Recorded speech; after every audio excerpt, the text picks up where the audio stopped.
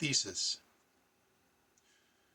This research project's intent is to identify the creation of the Committee on Public Information in April of 1917 as the transition point between early American propaganda and modern American propaganda, and to identify significant changes in how propaganda was communicated both before and after the creation of the CPI.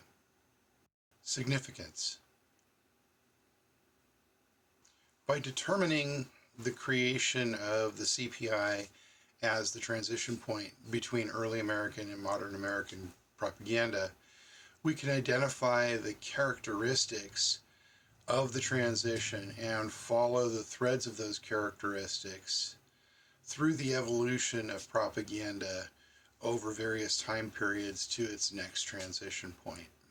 Help identify that next transition point. Key primary sources. The key primary sources for this research project center around the formation of the CPI. It includes the papers and writings of President Woodrow Wilson, the CPI's official reports and documents, and the writings and books of George Creel about his involvement with the CPI and with Woodrow Wilson. Methodology.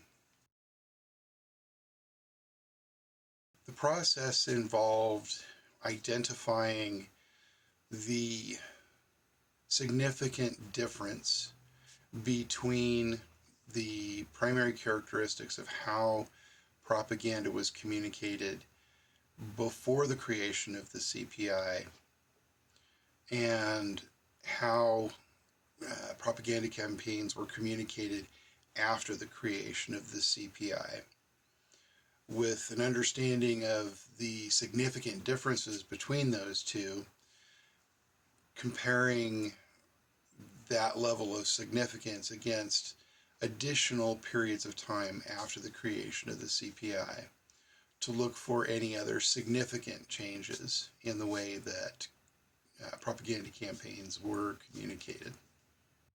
Summation.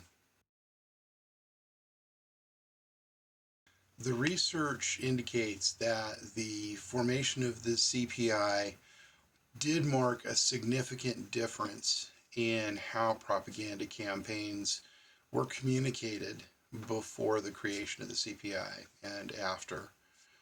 This confirms the hypothesis that the creation of the CPI was a transition point between early American propaganda and modern American propaganda. Beyond that, the research indicates that while propaganda campaigns have evolved and become more complex, incorporating new technologies throughout significant periods of the 20th century, they've essentially retained the same identifiable characteristics as those initiated by the CPI.